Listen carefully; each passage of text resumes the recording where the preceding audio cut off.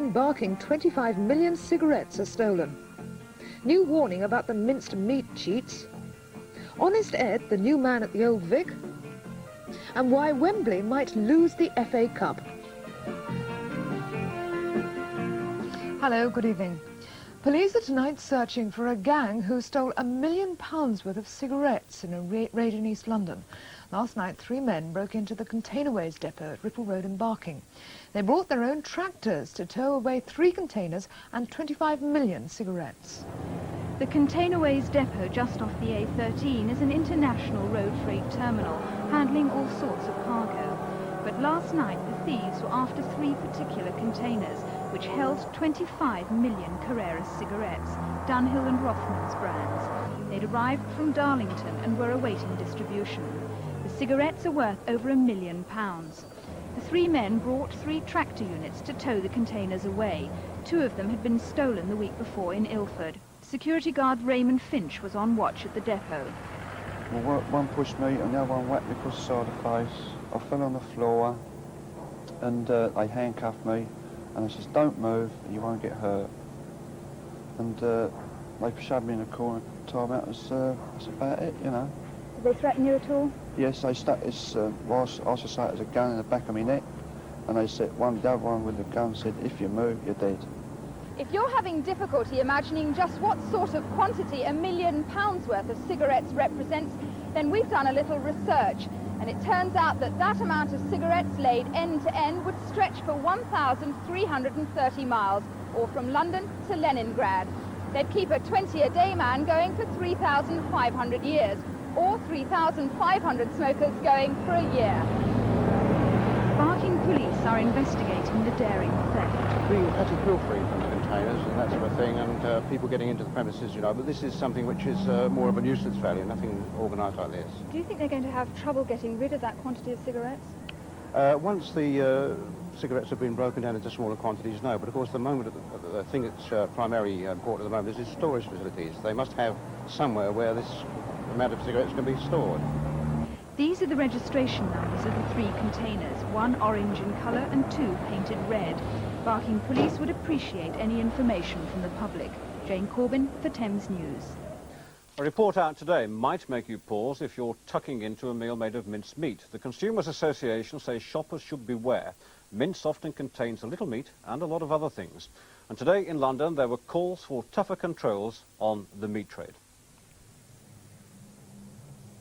It may look like mince, but it isn't always prime beef that goes in it. All too often there's pork or lamb or just plain fat.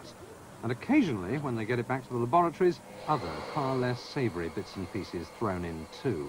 Tests like these have convinced the Consumers Association and environmental health officers that much tougher controls are now needed to tell customers precisely what they're getting in their mince. Well, yes, we've had all sorts of things. We've got 38 cases outstanding in London at the moment, and these range from excessive fat levels, which are mentioned in the Which report recently, the mince labelled as beef, which in fact contain cheaper cuts of pork and lamb, and things like parts of animals' mouths, mucous glands, intestinal tissue, tissue of the uterus, and stomach tissue from poultry. Will they do you any harm? No, I wouldn't have thought so. However, is this what the consumer expects when she hands over her money at the counter? And to deter such unwholesome additives and such unscrupulous butchers, there are the mince police, the environmental health officers doing their daily rounds. Good morning. Can I have a pound of mince, please?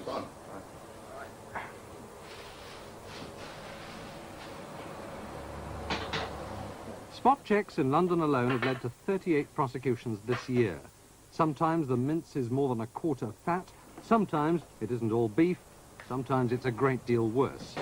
Now, I'll be dividing the sample into 3 separate portions here, one of which you'll keep, one of which I send to the public analyst, and one we keep for reference, which can be submitted to the government chemist in case of any dispute. Last year, hungry Britons demolished 150,000 tons of the stuff. But if they'd seen what the lab men sometimes see, they might have lost their appetites altogether. Ed Boyle, Thames News.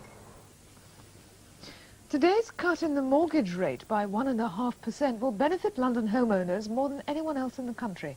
At 12%, householders will save more than £1.10 a month on each £1,000 borrowed. This is what it'll mean in practice. The more you pay, the more you save. The average London mortgage is £22,500. Mr. Thornton, what's this going to mean to the housing market? Will prices go up now? Well, can I say, first of all, in the past 3 years, the monthly instalment on a £25,000 mortgage has gone up by £90. And this reduction of 1.5 takes £30 off the monthly instalment, or so, 28 to be exact. Now, that isn't going to be enough to make people start paying crazy prices for houses, but it will mean that the market will move and be in a healthy state, and that will encourage builders to make more housing starts, and that's what we're really after. It's going to mean that a lot of people who haven't been able to afford mortgages up to now suddenly find they can. Will it be easy for them to get them? There's a lot of money around at the moment, and I think the receipts are healthy, so that it is a good time for anyone to buy. I don't think the prices will take off. I think that a lot of people have been raising money to buy the house they already live in, that is the council tenants. So it should be a good time for first-time buyers, and it will also make it much easier for those who have had a mortgage for a few years to pay the monthly instalments, which has been a big problem. But as you say, there's been a lot of money around. People have got used to that. Is it going to carry on being around? I think so. We'll have to work very hard to get it, because I think the bank's lending will probably be cut back. But the rates that we're paying to investors and the range of products we've got are still very attractive. And at the ordinary share rate and the rates we pay on short call money are still very attractive in the market, even with this cut. But do you see this almost this mortgage on demand situation going on? It's not really on demand. There's a 2 or 3 weeks waiting now, but I think that's going to go on for some months, yes. How are you going to make sure that we don't have another house price spiral like we did in the early 70s? Because I think you'd need much more of a cut to do that. As I said earlier, this has knocked about a third of the increase that has taken place over the last 2 or 3 years. You'd need a much more significant cut to do that, and I don't think this will do it. Mr. Thornton, thank you. Thank you very much. A young woman and her baby died in a fire in Kentish Town today, but a young girl was led to safety along a high ledge by a teenager who braved the flames. Jane Corbin reports. The fire started just before 1 o'clock this morning. 4 adults and a 4-month-old baby were trapped on the top floors of the council-owned flat in Caversham Road, Kentish Town. The family below were woken by cries for help. Just the most awful screams, terrible, terrible screams. We were in bed, and we got up, looked out of the window, and everyone was just going mad. I mean, the whole street was alive with fire engines, police. And all the neighbours, everybody was running around trying to help. How did you get out? We tried to get out of the street door, but there was falling masonry, and there was a lady lying in the front garden. So we took our children out of the kitchen and out into the back garden. 18-year-old Carol Reed and her baby Ralston were brought out by firemen wearing breathing apparatus, but both died shortly afterwards. The dead woman's mother, Eunice Imami, jumped from the 3rd-floor window. She's seriously ill in the Whittington Hospital. Her husband is also there, suffering from shock. But Mrs. Imami's 16-year-old daughter Sharon was led to safety along a 1st-floor ledge by 17-year-old Trevor Pathan, who was passing by outside. I ran upstairs, smashed a window, and got some lady out, first of all. Took her halfway down, told mate to take her. And I don't know what happened to the other one, mate. I tried to get in there. I got halfway in there, but it was too hot. Couldn't do it. How did you manage to get through? Did you put something over your head? I put a towel over my head, a wet towel. The fire chief reckons that you should get a bravery award for what you did last night. I don't really deserve myself. Someone died, didn't I? So. You did manage to save someone. Oh yeah, but still. Pretty bad though. Unions and management joined forces today in a bid to keep the cowboys out of their industry. They say plans to license firms who work with asbestos will be a license to kill, and one union took its protest onto the streets of London. Both sides of the lagging industry say that the current proposals aren't strict enough.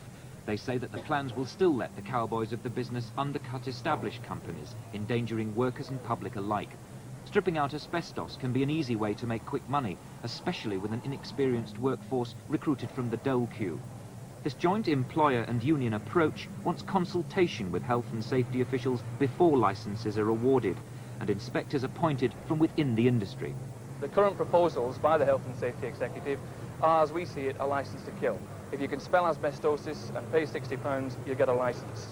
The economic pressures on people to do a job cheaply are enormous just now, and they'll be putting children at risk in school playgrounds, workers at risk in factories, people at risk in hospitals, and we've got to stop that.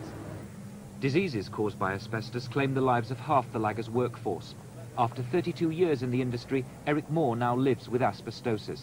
I think the only thing that will help is they have much tighter laws on the equipment that's being used by these lads. Masks, proper protective clothing, and make sure that it is used. Make it law. What are your feelings about the industry as a whole and what it's done to you? I'm pretty bitter about it, actually. That at 53 I'm finished. The 3 hours of talks with the laggers' union and employers were described by the Health and Safety Executive as useful. A final decision about tightening up the industry will be announced in September. Michael Wilson, Thames News. Police today widened their search for the people who stabbed a cyclist to death only yards from a police station. 27-year-old Keith Church was on his way home from his girlfriend's house at Hoddesdon in Hertfordshire on July the 9th when he died. Now police are trying to trace 2 men in a red Capri seen nearby at about the time of the killing. Just after midnight on July the 8th, Keith Church was stabbed a matter of yards from Hoddesdon police station. One witness saw him being chased by a man aged between 30 and 35, about 5'10", with short hair and an olive, possibly Mediterranean complexion, with a few days' growth of beard. The victim, bleeding heavily, managed to cycle half a mile down the road till he collapsed, and a local resident called the police. We were able to talk to him very briefly before he died, and he was able to tell us that he'd been stopped by the occupants of a red car who demanded money from him. When he'd refused, they then stabbed him. Now detectives are searching for 2 red cars seen in the area.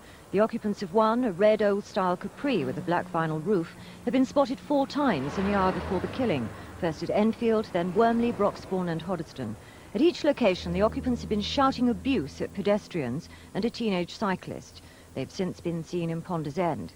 Police have now issued this artist's impression of the driver. He's described as grotesquely fat, about 25, with fine mousy-coloured hair worn long and lank, dressed in a dirty white T-shirt with capped sleeves. He and the other occupant both had very strong Scottish accents. The other red car is an Allegro, seen parked outside the police station about the time of the stabbing.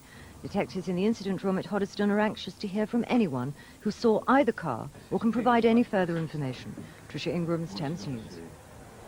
The British consulate in the northern French town of Lille said today they've gone out of their way to ensure that 3 imprisoned South Londoners are as comfortable as possible. The 3, James Humphreys, William Cockram and Peter Caviello, are being held on currency charges. They were arrested 6 weeks ago with £100,000 in a suitcase on their way to buy cars for import. The Men's Euro MP, Richard Balfe, today sent a telegram to the French Justice Minister complaining about their treatment. Bob Mellish has been called a turncoat by Peter Tatchell, the man likely to succeed Mr Mellish as Labour candidate in Bermondsey. Mr Tatchell said Mr Mellish's resignation from Labour was a slap in the face for people who'd campaigned for him in the past. In an article in today's Labour Herald, he blames Mr Mellish's support for anti-Labour candidates at the local elections for causing the final rift in the Bermondsey party. This year's wheat harvest should get underway in the home counties this weekend. Half the crop will be an experimental wonder wheat, but so far it hasn't lived up to expectations.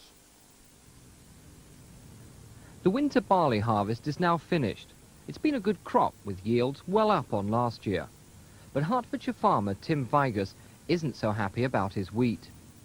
The Department of Agriculture recommended that he try a new wonder wheat called Avalon.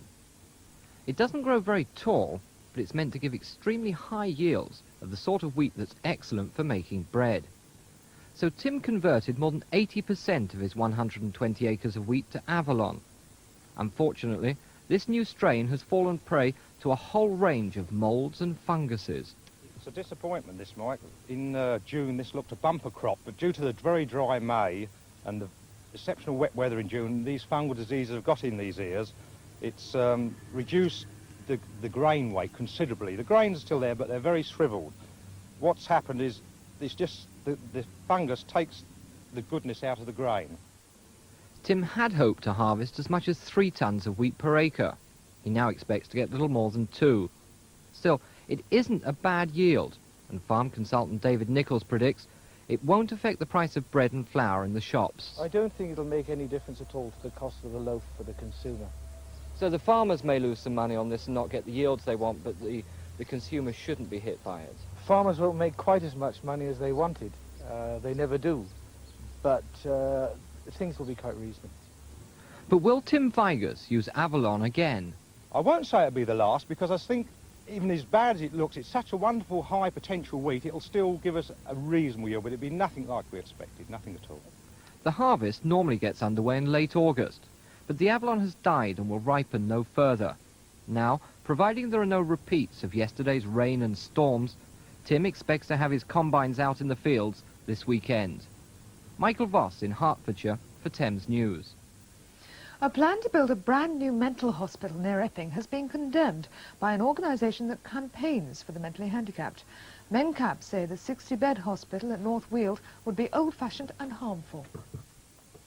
The man you see has a 16-year-old daughter, Kitty, who's severely mentally handicapped. But she's very happy and very active. Kevin McGrath says it's because she's always been looked after at home. If she'd been put into a mental hospital, he reckons 17-year-old Kitty would be bedridden by now. That's why the Royal Society for the Mentally Handicapped are angry about Essex Health Authority's plan to build a 60-bed psychiatric hospital on this sports field, part of St Margaret's Hospital at Epping. But the decision is justified by the Health Authority. Well, I know there is a theory that mentally handicapped people can live in ordinary domestic housing, and I think to some extent that's true, but I think that the very handicapped, who may also have physical handicaps, serious physical handicaps, it's very difficult to manage them in that sort of accommodation. And one can't provide a full range of assessment facilities in that surroundings. We're talking of a very small, in terms of hospitals, a very small unit, 60 places, no more. Well, it's still too big. Anything over 30 beds or even over 12 becomes an institution. This has been the experience over the years. And in Sheffield, you know, where they did try and build smaller units, they still find a 30-bed unit too big because people do not get individual attention. MENCAP say almost all mentally handicapped people could live in sheltered housing. They say only a handful need to be looked after full-time in hospital. But West Essex Health Authority think 60 beds are necessary, and the new psychiatric hospital will open here in 1986. Simon Neve at North Weald for Thames News. Canadian millionaire Ed Mirvish became the new owner of the Old Vic Theatre today. He paid $550,000 for it, even though he'd never seen the place before.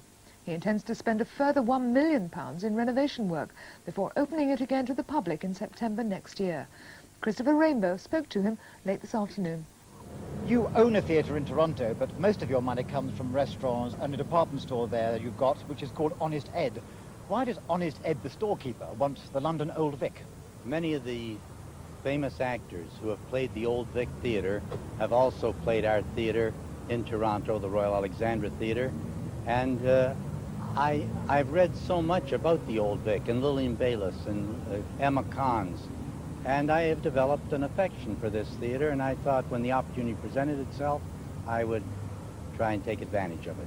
Now that you've got it, what are you going to do with it? The first thing we will do, we'll try to refurbish it, restore it, make it as beautiful as possible, and then while we're doing that, we will prepare a season of shows to offer the public. Around a dozen theatres in London are dark through lack of funds or lack of plays to put on. Where do you think you can succeed where they've failed? I will try to do the same thing that we've done in Toronto. I would like to offer a subscription, a package of 7 shows at a very reasonable price in a very beautiful theatre. Hopefully, there will be enough people to buy it and fill the theatre. If not, we'll have to try something else. What role do you intend to play in the new Old Vic? It presents a great challenge to me, the same as our theatre did in Toronto. And I think that I can pull it off. I'm just egotistical enough, perhaps. I may fail, I don't know, but I hope to succeed. And good luck to him. 2 Thames Valley policemen were badly hurt and 9 others suffered minor injuries in a road crash in Bedfordshire today. Their van skidded into a ditch. The policemen from Bletchley had been watching a convoy of 40 cars carrying hippies. An Essex coroner has called for a ban on motorbikes. Guy German told a Southend inquest that the bikes are a danger to their riders and everyone else. The coroner recorded an accidental death verdict on a man who died in a crash on wet roads. Police have identified the badly burned body of a man found in an old pillbox at Acton. He was Arthur Roach and he worked at the Duke of York's Theatre. Police still say his death is suspicious. Rita. A gang clubbed a man with an iron bar, then robbed him in Clerkenwell today. It happened outside Barclays Bank when the man was delivering money. He suffered injuries. It's not known yet how much was taken. The London Film Festival will go ahead in November, even though the JLC has cut its grant. The organisers say they'll find money elsewhere for the 18-day festival, but they still want their £23,000 grant restored. Police in North London are looking for two men whose car dragged a policeman 65 feet along a road in Holloway. The constable stopped the car because it had been earlier reported stolen. When he tried to question the two men, the car, an escort, drove off down Parkside Road, dragging the policeman and his bike behind it. The policeman suffered only an ankle injury. And a baby fell 20 feet onto concrete at Gravesend today and escaped completely unhurt. Peter Killali, who's one, fell from his open bedroom window in Gordon Road. His mother said it was incredible that he wasn't killed. Now time for sport, and there's a plan afoot to take the FA Cup final away from Wembley. Here's Simon Reed. It may seem like sacrilege, but not even plans for a big facelift can deflect criticism from soccer's national stadium. It's in bad shape and it's in the wrong place, say its critics, but it does have tradition. For 60 years they've been running the Cup round Wembley. The stadium has been so closely linked with major events in the sport that its divine right to be the figurehead has never been questioned. Now, though, Wembley's contract with the FA has expired, and while renegotiations are taking place, a new plan has been launched to use other venues for this country's major soccer matches.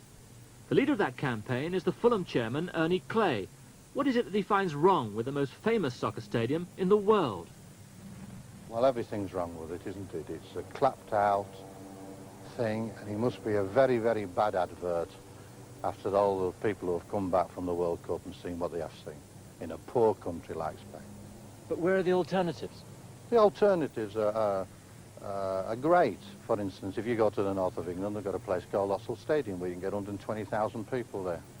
A tip. There's Chelsea, 4.5 acres we could develop. I've even that they offered Chelsea to the FA and they refused it. Clay maintains that the Football League would be better off by owning its own stadium. Even though attendances may be smaller, the receipts would be all theirs. So what you'd lose on the roundabouts, you'd gain back on the screens, because you wouldn't be letting outsiders take 42% out of a game, and that's not counting hamburgers and all like that, right? That we can ill afford to lose. We in the Football League are keeping too many barnacles. Well, I believe now we've got people who have put in £2.5 million into the game, and you've got people like me who've got $1 million in it, and all these other people who've got a lot of money in it. They, who have sacrificed all they've worked for over the years, there'll be more than support for it, because they know that we're getting ripped off. Never short of a line, Ernie Clay. In cricket, there'll be at least one London team in the NatWest final. In today's semi-final draw, Surrey were drawn at home against Middlesex, Yorkshire meet Warwickshire. And Surrey are happy with that home draw for more reasons than one.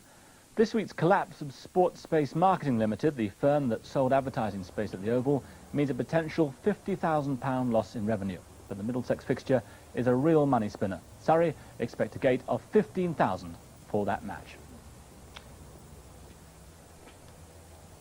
I think it's me. Thames weather now, if I can get that right. It looks as though the rain's going to stay with us for a time. Today's satellite picture shows thick cloud and low pressure just to the north. That's now heading our way. So tonight there'll be showers, some heavy, and there could be some more thunder. Tomorrow the cloud and rain's going to continue, but they should die out by evening. Temperatures will be around 23 degrees centigrade. That's 73 degrees Fahrenheit. Rita. Thanks, Colin. Now the latest headlines from ITN. Building societies have cut their mortgage rate by 1.5% to 12%. The National Westminster Bank cut their home loan rate by the same amount, but the other big banks have made no change so far. The police are to get a 10% pay rise from September the 1st.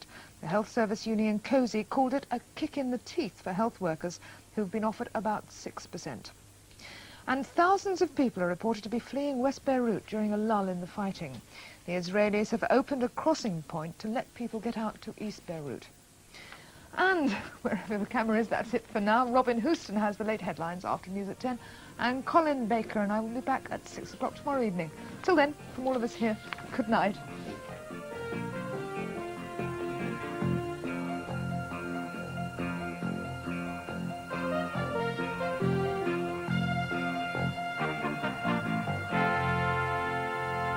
Dangermouse gets trapped by the evil Baron. Stand by, because they're next on Thames. The new Channel 4 TV service will be launched early in November. The first brand new television service for nearly 20 years. Will you be tuned in for it? Try tuning a spare button on your set before 8 p.m. And if you can get this clearly, then you're all set. If you can't, it may be that you're not in range of a Channel 4 transmitter just yet. We're bringing more on as fast as we can. But perhaps all you need is expert advice. Ask your dealer or rental company. Channel 4 is on its way. Daddy! Daddy, we want to get married. If you want to keep a certain amount of money available for the odd emergency, you may find you need a helping hand. The London and South of England Building Society extend that hand. We can advise you on how to save your money and give a good return on it and still make it available when you need it. Congratulations. The London and South of England Building Society. We're here to give you a helping hand.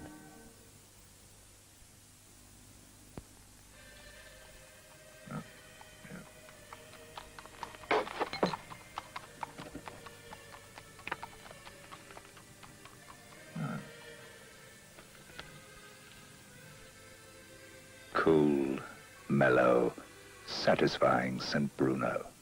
Flake already rubbed. A real pipe smoker's dream.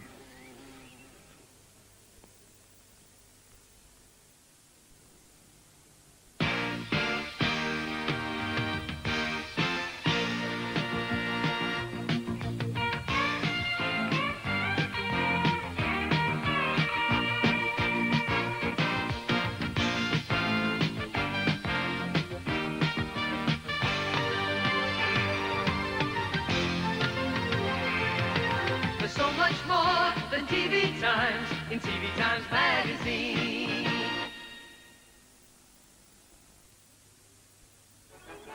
Summer programs for Thursday night on Thames. At 6:45, Robin's Nest gets a visit from mother-in-law. But I always think surprises are so much more fun, don't you, Jane? Oh, absolutely. I've not had such a delightful surprise since my golf club was struck by lightning. At 7:15, Paul Squire. Oh, I'm dead excited this week. I've just done one of these competitions, you know. I'm hoping to win a mini. Because this one's finished.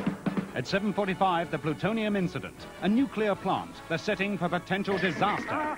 My hair is easy, At 9:30, The Best of Health examines how patients can be as troubled by social pressures as by the medical problems which bring them to the consultation room. At 10:30, Thriller. A mysterious caller, a frightened model. Oh, there is something. Come on, what is it? Well, it's just the last few days I've been getting some pretty strange phone calls. Who from? Well, I don't know. With news at 10 and what the papers say, these are summer programs for Thursday night here on Thames. And as always, lots of super-duper entertainment guarantee with us. Now your early evening entertainment gets underway in the company of Dangermouse.